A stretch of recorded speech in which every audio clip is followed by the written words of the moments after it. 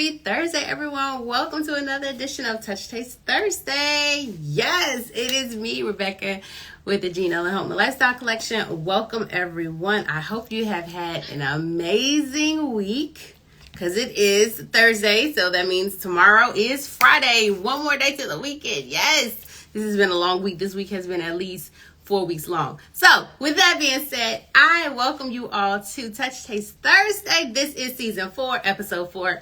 And my guest tonight is Mr. Lael Montgomery of Zachary, Louisiana, Baton Rouge, Louisiana area. You probably seen him on the news a good bit. You definitely have seen him online. He is a fighter for the people. And so we're going to talk about it. He's going to tell us his story. And we are going to get started right now. In the meantime, make sure you are tuning in, you're sharing, you're liking, you're commenting, and you are also following. That's the key. All right, so we're going to get started today. So thank you, and welcome to Touch Taste Thursday. All right, so as my guest is coming in, I do have a couple of reminders for you guys. Make sure you go out and vote. You register to vote. If you're not sure if you're registered, go to your Secretary of State, Office of Motor Vehicles, wherever you can go online to find out if you are a registered voter. Please, sir, ma'am, make sure you do that as soon as possible because I believe it's like a 60-day window or something like that for you to register and be eligible to vote in the upcoming elections in your areas. So, with that out of the way, let's get started. Welcome to Touch Taste Thursday, Mr. Montgomery. How are you? Oh, I'm okay. How you doing today? I am great. Thank you so much for joining me tonight and being a part and being willing to share your story and just talk to us and let us know what we need to do. What are the call to actions for the area? But before we get to that, we want to know about you. Tell us a little bit about how you got started, your background, and then we'll go forward. I don't know if we got enough time, man. But Okay. I'm gonna try to put this synopsis in a brief. First of all, thank God and thank you for having me. I grew up in Zachary. I'm from Zachary, Louisiana, a part of town called Avenues. I have 9 brothers and sisters. It's 5 girls, 5 boys. Growing up, my childhood, it wasn't really easy. My mother died when I was 6. I watched her take her last breath. She died from domestic violence at the hands of my father. I went to school. I went to Zachary schools. I graduated Zachary schools. I left and went to the Navy when I was 17 years old. I completed the Navy. I came back, went to college, got a degree. I worked as a substance abuse counselor because I always wanted to know like how the mind works, like especially with my dad doing what he did. And it really wasn't him. It was the substances that he was under, so I kind of understood that. And that gave me clarity. That helped me reach forgiveness because I had my son. I got a daughter, but I didn't want to pass that same hate and hurt on to them. So I had to heal, man. I thank God for my grandmother. She picked the ball up when my dad was in jail. My mother was dead. Like, she could only give us one thing, and that was God. Like, she gave us God. So I really trust God. Like, I know a lot of people, they don't really trust God like I do, but like I believe in the Trinity. I know God is real because I have infallible proof that he's real. So I got into politics. Well, to be honest, I didn't really want to get in politics. Okay. I was at the end of my career. I was about to retire. The citizens of my neighborhood and Zachary, they kept asking me to get into politics because I was doing a lot in the community. I was doing giveaways. I do this Kicks for Kids thing. I was doing stuff for Easter. I was doing Christmas toy giveaways. Whenever they needed a voice at the council, they would come get me because of the way I articulate and orate and the way I stand up to tyrants. Like, I stand up to tyrants. Like, absolutely. It's like, don't help me, help the bear. Yes. That's how I feel about that. So, with all that being said, that led me into politics. I ran, I put a great team together, great campaign manager. We ran and we won.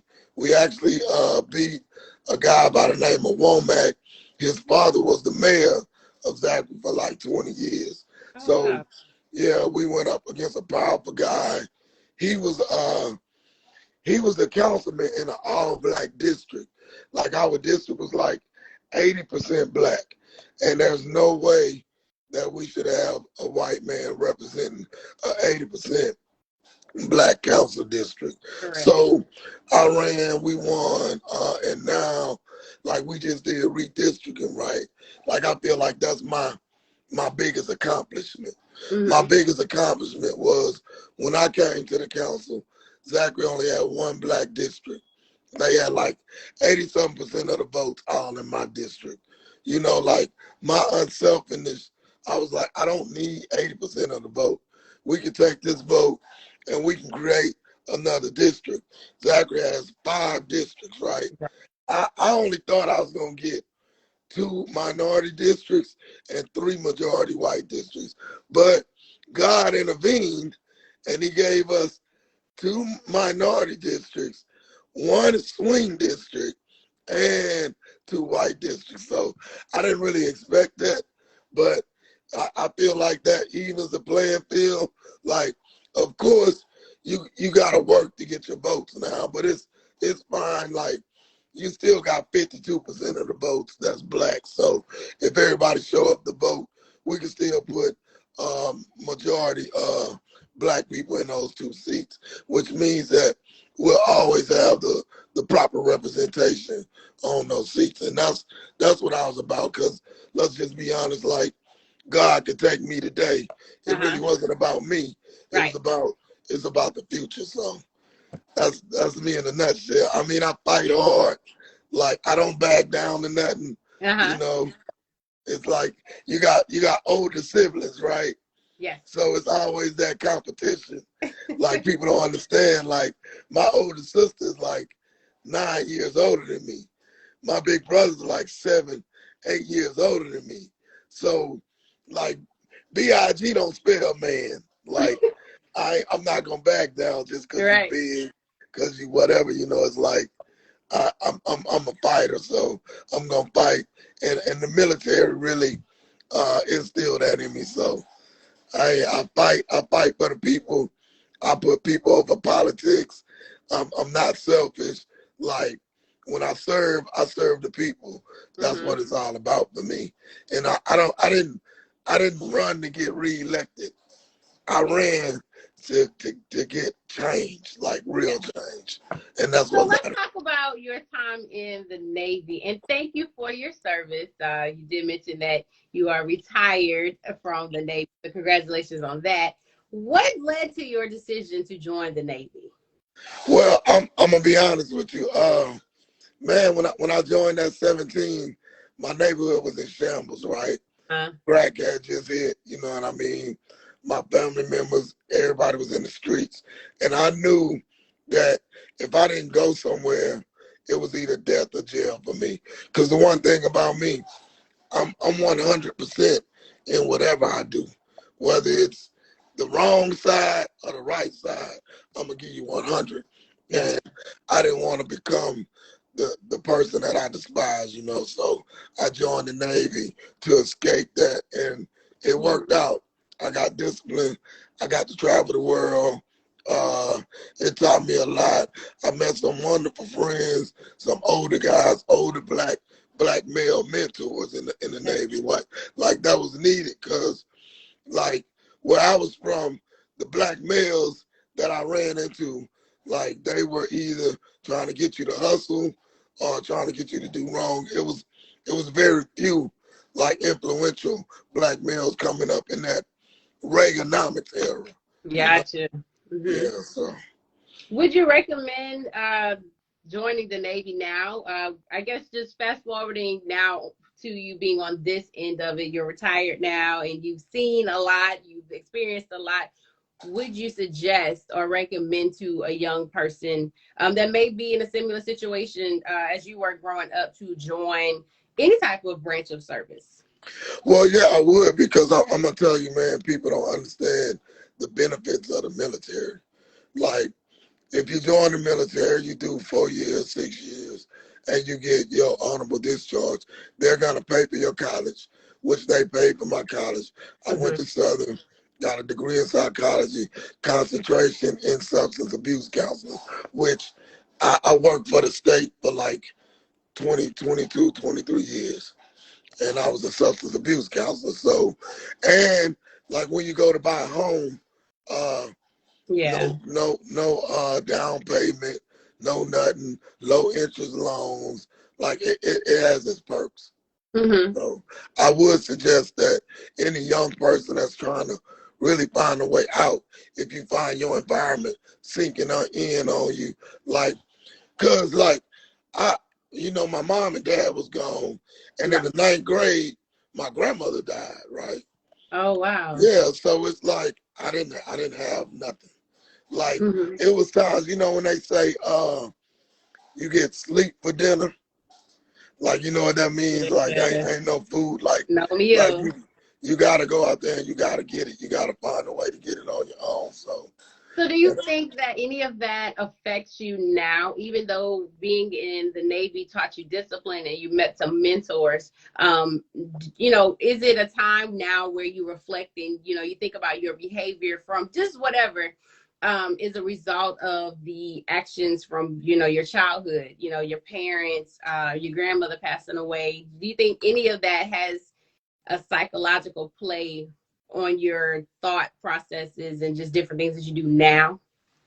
well, I used to like in my younger days, I didn't know how to process like my anger and all that, Okay. and I would act out. But now it's like when people feel like they ask me, "Oh man, are you stressed? Does it bother you?" And I'm like, "Nah, dude. Like, I went through hell when I was young. Like, Mm-hmm. this little stuff that this political stuff, like, that junk don't bother me. Like, Right. saying something to me. Now, if you threaten me, if I feel like you're a threat, then I'm gonna do what I'm trying to do, and that's Correct. protect. You know, Mm-hmm. and I really don't care like how people feel or what people say about me. That ain't none of my business. What people think and say about me. You know. Yeah. Right. Do you recommend that more African Americans, or even just people of color, not necessarily African American descent, but do you just find that there's a need for more mental health counseling, mental health peer support, just having that avenue to, like you said, just talk about your feelings, to learn how to Yeah. process your feelings? Excuse me. Mm-hmm. Get something to drink. Yeah, I do recommend more mental health counseling for African American people, but it's like the problem is like we like most of the counselors, you know what I mean, they don't look like us, and they Correct. really can't understand us. You know, I suggest you talk to somebody that's from similar experiences that you have, because like I've seen it in the counseling field. I've been in the counseling field like for the last 20 years. I was in it, and some of these some of your white counselors, they don't relate. And it's like I watch people go through them for sessions, and they get totally nothing out of it. You know Right. what I mean? Like Mm-hmm. like me, what saved me was I'm a writer, and I Okay. believe in God. So I would write down, I would journal, right? I would journal like daily journals on what I was going through that day. So Mm-hmm. then when I was going through something similar, I could go back and I could read and I could be like, well, you went through this last week. It wasn't Right. that bad and you made it through. So you go through what you're going through now, you can make it. And I'm going to tell you, it's the God piece. Yes. Like, people really miss the God piece, you know. Right. Like, you got to have the God piece. Without the God piece, I wouldn't be here. Like, I've had my moments where I've thought about suicide, you know what I mean, and all that. But I was able to use my God piece to really get through that. You know what I mean? Because like people don't realize, but even Jesus, when he went out, he at some point he was like, God, take this cup away from me. You know, Right. even he had his doubts. He didn't want to do it. So it's like, well, as black men, as black women, we really got to learn to really process our mental health. And sometimes, like, going to counseling is good, but if you go to the wrong counselor, it's not going to help you. But it's like I tell people all the time, it's like, you're going to have to do this yourself. Ain't nobody going to save you. Like, Correct. when you see it from that perspective, at 3 in the morning, when you're having thoughts of suicide or you're thinking about drug use and all that, the preacher's not going to answer the phone. Your sponsor's not going to answer the phone. Right. Your counselor's not going to answer the phone. So what do? You need to have some tools inside of you to help you. And those tools are knowledge and wisdom. Knowledge makes you accountable. Like, the more you know, the more you accountable you become. You know, it's like when you know certain stuff, you can't do certain stuff when you know it. Right. So, like, that comes from, like, finding you a lot of stuff to read. Like, I'm an avid reader. I get lost in books, you know, and that's what really helped me. What books are you reading currently? Like, currently, I'm reading, like, I'm in campaign mode. So I'm gonna tell you what I'm on right now. The Art of War and 48 Laws of Power, and I'm reading some Maxwell leadership right now. Okay. Like, I'm kind of, you know, I'm in a certain mode right now. Yeah. Like that crushing my opposition mode, you know. Absolutely. It is what it is. Let's take a pause and reset right here. So let's welcome everyone that has joined us to Touch Taste Thursday. I am your host, Rebecca Brumfield, and this is the Gene Ellen Collections Touch Taste Thursday. We are on season 4, episode 4, and my guest tonight is Mr. Lael Montgomery of the Zachary area, Baton Rouge metropolitan area. I tried to explain it a little bit more in detail just for those that are joining us from outside of Louisiana. We welcome you to Touch Taste Thursday. Our product promotional sponsors for tonight is Vita soy candles. Hopefully you guys can see that. Woman-owned soy candle brand. They have wax melt, soaps, gift sets. This one is Tuscany pomegranates, and it smells really good. It actually reminds me of, if you remember back in the day in middle school, Avon had like 99-cent chapsticks or something like that. And it was like one of the, I think maybe it was cherry or whatever. That's one. It definitely reminds me of that. And then this one is Winter Pine, which has a Christmassy scent. It is August, the end of August. So now you can start to work on your fall decor, your winter decor, your holiday decor. So again, our promotional sponsors for tonight, Vita soy wax candles, and I will make sure I tag them in our link for tonight on IGTV. And of course, every week we always have our wonderful bouquet from Blooms by Brianna, and so she will be tagged as well in our IGTV so that you can go and support this young lady. She does an amazing job with our Touch Taste Thursday bouquets. So now that we've gotten the business out of the way, let's get back into the conversation with Mr. Montgomery. We've talked about him being a Navy vet. We've talked about mental health. We've talked about the need to find something to do with your mind, read books, lean on the word of God, find God plus therapy, put them together. It should be all right. Yeah. So now let's talk about going into being a city councilman. You said that your neighborhood, your neighbors, you know, some of the community leaders would always count on you to come and speak on behalf of the people. So defending of the people, that's your thing. So so now that you've done your first term and you're now going up for re-election, what's your strategy, or how do you feel that you can be better suited this time around? Well, it's like this time I feel like I got work that I'm really focused on doing, Like I got two parks that I need Breck to take care of, which if anybody from Breck is listening, I got to get these parks taken care of. I got flooding and drainage issues that I really want to address because I feel like that's the biggest threat to people's property. And I really don't want people to leave out of Zachary for nothing. Like, it's like Zachary is in East Baton Rouge Parish. It's the north part of the parish, right? But if I want a bow tie, if I want a tie, I got to drive to Baton Rouge to get it, right? Yes. I don't want to have to do that. I want to make sure that Zachary has all the amenities that it needs in order to sustain its people. I want, because we're growing. Like, we have over, like, right now about 2,000 homes that are already built. And that's 2,000 times 2 vehicles apiece. That's 4,000 new vehicles on the road, right? Yeah. So this infrastructure, it needs to catch up with this population growth.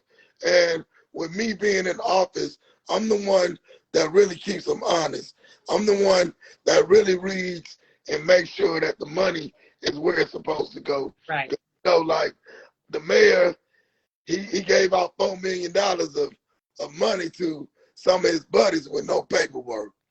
Didn't go to jail, state investigated, but we all know the same state that found him not guilty is the same state that said Ronald Green died from a car crash. So they not to be trusted, you know. So I'm just gonna tell it how it is. I'm gonna keep it real. And I just wanna make sure that our people have the amenities that they need. And the youth need somewhere to go, man. Like they don't, it's like they're ignoring them. Like we need bowling alleys, some kind of entertainment, movie theaters. I would like to see all that. So, you know, like family eateries. I don't like, we work in Baton Rouge. I don't like to go to Baton Rouge to shop, to do all that, because, you know, gas is high. It is. It is. Let's keep those tax dollars in Zachary. And so with the expansion of the school system, because I read that between Zachary schools, central schools, like those are like the better school districts within the state. And so you have a lot of people that move from mid-city Baton Rouge or maybe some of the other areas in Baton Rouge out towards Zachary to enroll their children. How does that balance out where you have like a population boom essentially in Zachary, but not the amenities to kind of maintain a social resource with, like you said, shopping, entertainment value, but you have all of these families. How does that balance out? Well, I'm gonna tell y'all, like, this the real problem. Like I'm gonna cut the chase and I'm gonna get to the real problem. Okay. We have a mayor, right, that doesn't believe in using computers, social media, and all that. So in 2022, he has held the city hostage for the last 12 years. Our home rule charter states that we're supposed to have economic development people that go out and pitch to get businesses and economic and stores and all that here. We haven't had that position filled in the last 8 years. Our mayor had all his ducks on this downtown development building that was going to put us in $14 million worth of debt. And it's like, we'll never own the building. So, of course, we always like, no, that's not going to happen. So the council members got together, we figured out what was going on. And we was like, no, you're not going to do that. So that's kind of why we don't have businesses in Zachary. Like, I'm hopeful because if this man, once he's gone, you get this old mentality out, right? This old mentality that I don't want it to grow. I only want the city to grow so much. And hopefully we'll vote the right mayor in. Because if we don't vote the right mayor in, we're just going to go down the same rabbit hole. Correct. You know? So we need to be more progressive. It's like, everybody's like, well, I got here and I don't want nobody else to come here. And I'm like, my family been in Zachary since the 1860s. Right. What if we didn't want nobody else to be here? A lot of people wouldn't be here. The thing is, people are going to be here. The city is going to grow. They found out about the secret. The cat's out the bag. Right. So our infrastructure needs to catch up with the population. We need to be more aggressive with bringing businesses here. We need to be more aggressive with flood and drainage control. We need to be more aggressive with entertainment, restaurants, all that. But that's not going to happen under this current administration. This administration has to go. It's like in the Bible when they said Moses is dead, right? Elijah and them had to take them into the promised land. And it's like this old regime, they got to die out. Not literally die, but right. You know what I mean? Mm-hmm. Mentality, because, you know, people will take my words and they'll, don't create no sound bites off of it. Yeah. Like, let me be clear. No, I don't want them to die in a death aspect. It's just a mentality aspect. And once that happens, then you can open it up. Like, Zachary needs to do more contracts, city contracts with Black, minority, and women businesses. I want to see that. We can't just give $4 million to a company that don't even live in Zachary. They live in another parish. They're not even in East Baton Rouge Parish. We sending all that money out. So we can't be Zachary until everybody get a piece of this pie. And I'm just. Do you think that that's a common occurrence across the United States? Yeah, it is. It is. Like, even in Baton Rouge, you know, it's like they don't do enough business with minority and women businesses. You know, it's like they got the same good old boy network that they're giving all this money to. Like, two people shouldn't get $4 million, right? You could divide that up between at least 10 businesses, you know, and then they get all this money, and you don't want to give the civil service workers the police raise and the firemen raises. So I'm all about everybody getting a livable wage.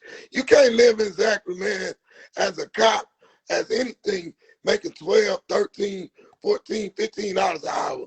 Like, that's for the birds, man. Absolutely. Like, now everybody's like, oh, it's a worker shortage. It's not a worker shortage. It's a wage shortage. Workers ain't going for that no more. Nobody ain't gonna work for them pennies no more. It's time to break bread, man. Yes. And that's what it's about. It's like the mayor and all them, all your buddies, y'all got all this money, but y'all don't want to let nobody else eat. Man, let the whole city eat. I'm opening the door for everybody. That's why they don't like me. And if they don't open it, I'm kicking it down. Speaking of not liking you, you had a certain reporter. I don't really want to call his name because he's not really one of my favorites, but you had a certain reporter that kind of came at you a little weird a time or two, and you've been interviewed about a couple things, I guess, that maybe you were reported about a situation that someone threatened you, and you in turn verbally threatened them. How do you handle that with people coming at you all the time, or being under that microscope where they're always looking for something to report about you negatively? It's like, that's just like Martin Luther King, man. When you're doing what you're supposed to do, right? They always gonna throw shade at you. But that situation, like, I'm gonna give you an exclusive on that situation, right? Okay. So that was the mayor's son, right? The mayor's son told me he was coming to my house, right? Right. To my house where my kids lay their heads, right? Right. Like, he started putting the streets of both of my properties on there, right? So let me give you a backdrop history. So the mayor's son in 2022 is talking about coming to my house, right?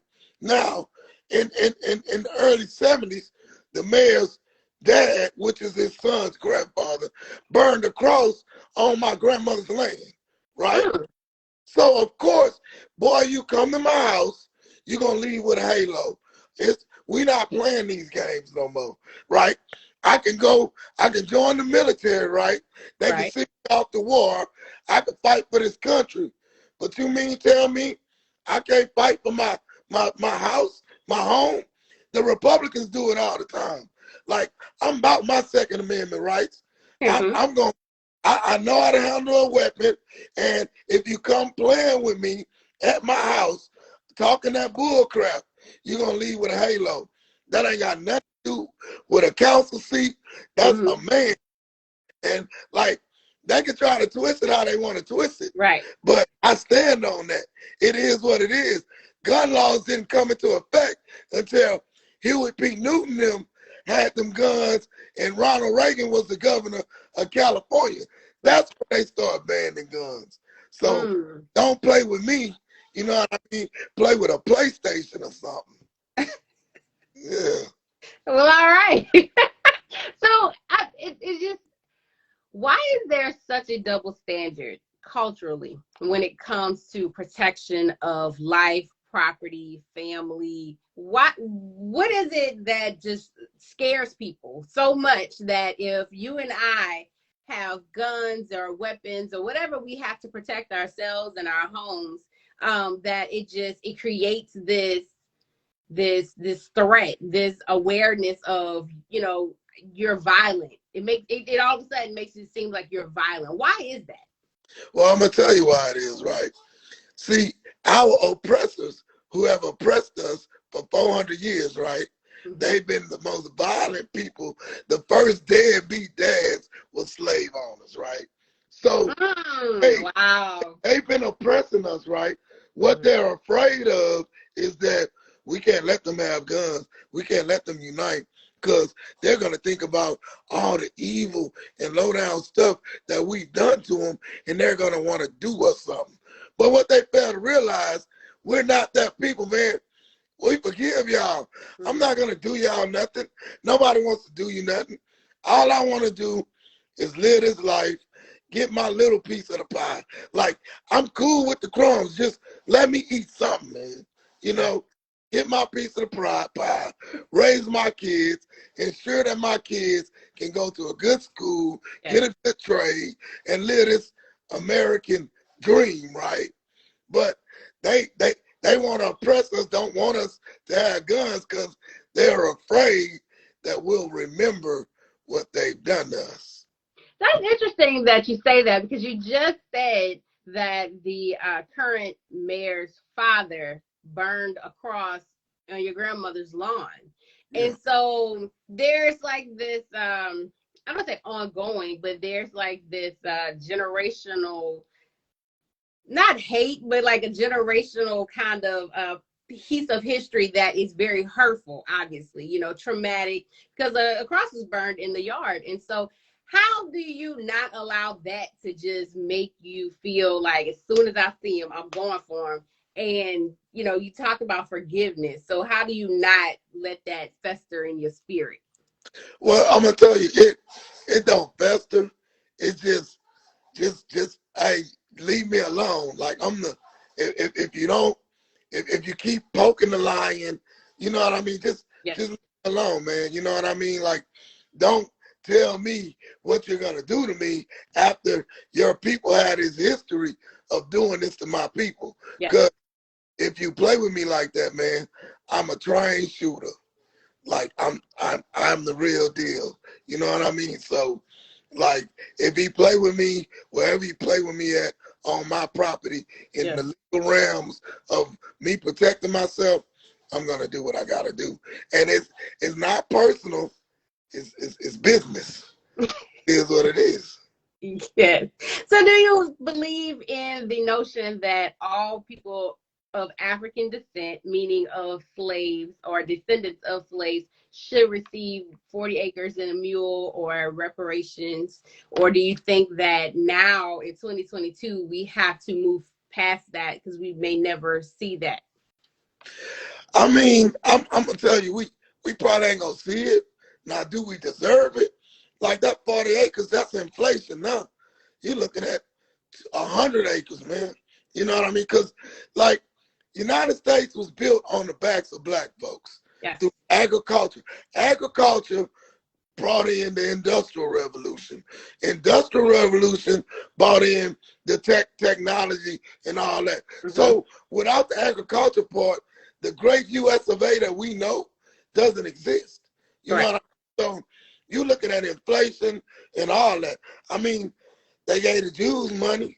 I mean, they give the Native Americans money, which they declassified some of us. Like when Malcolm X said, I didn't land on Plymouth Rock landed on me.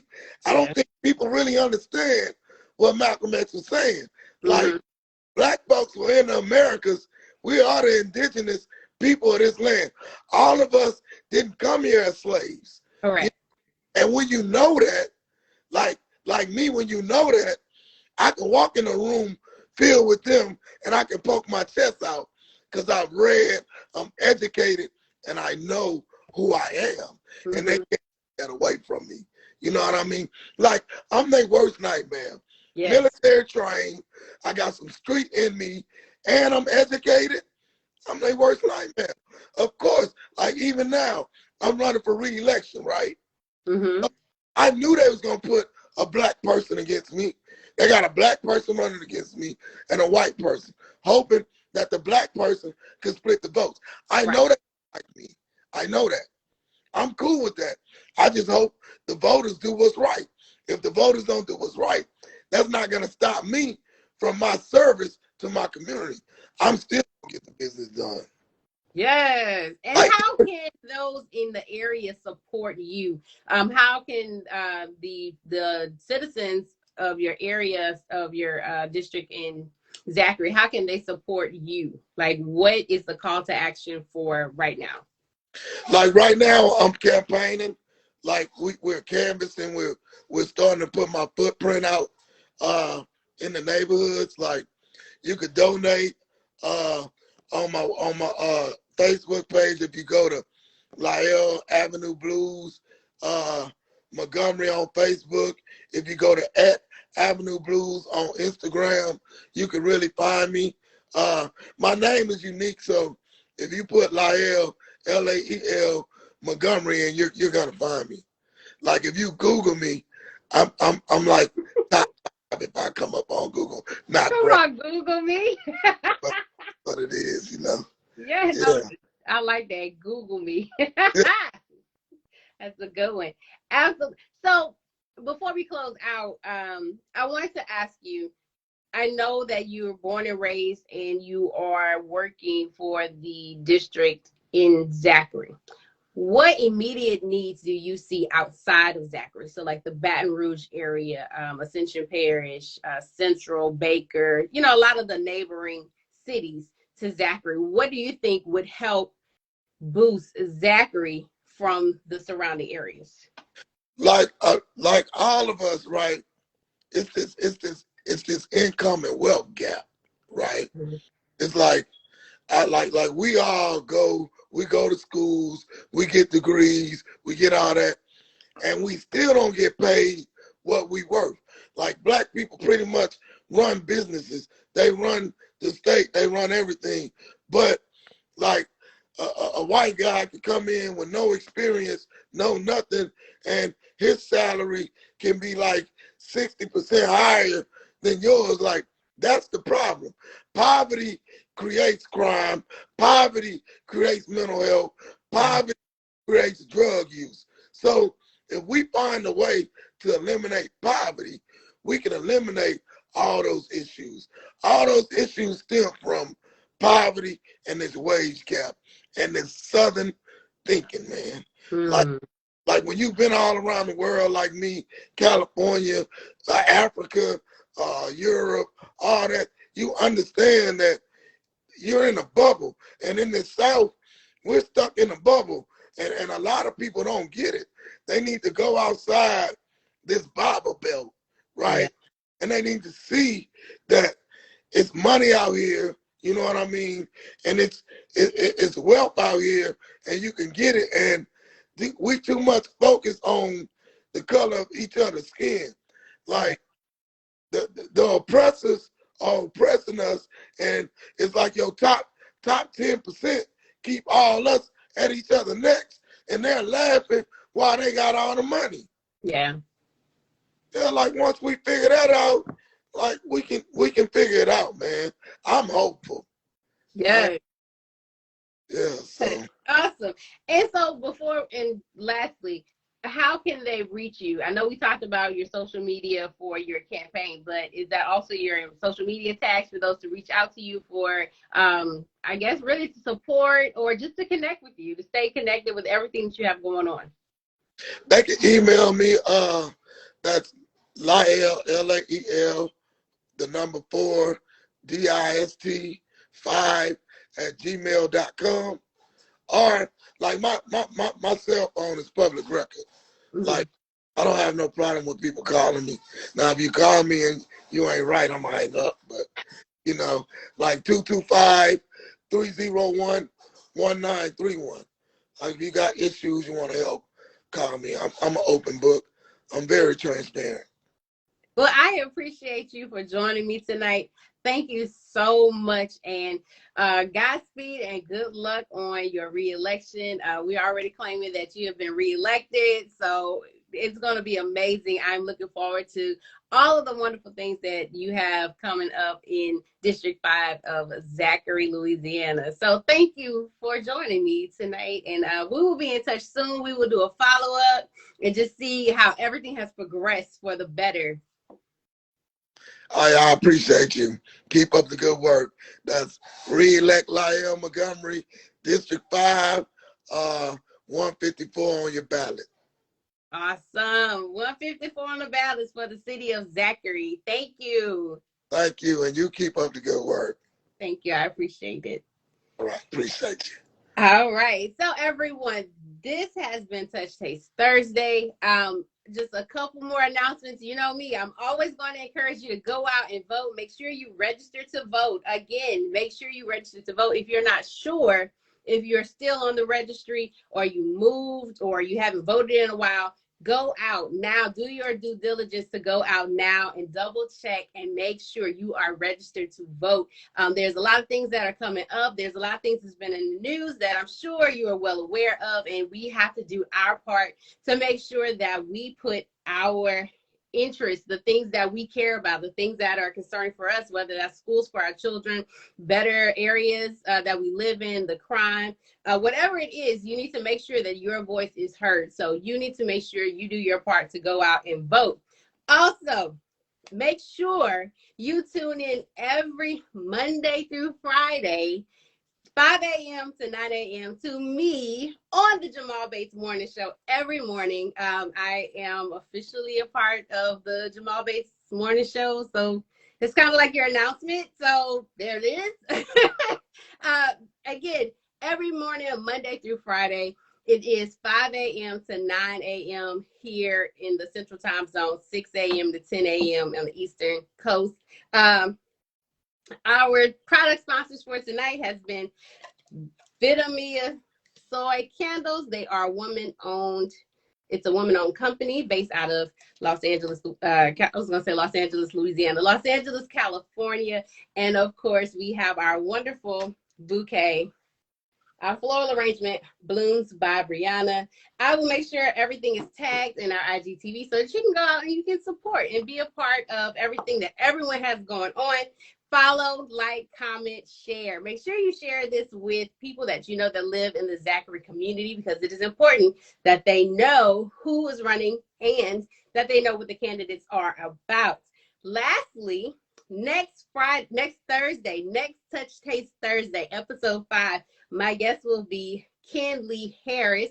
He is the national president and CEO of the National Business League. So he has a lot of information to talk with us about businesses, entrepreneurship, things going on in Washington that deals with minority businesses. So it's going to be a good conversation. So I hope you guys will join me next Thursday for Touch Taste Thursday. With that being said, that is all that I have for you tonight. Thank you for watching. Make sure you take care of yourself, each other. Have a great weekend, and I will see you guys soon. Bye.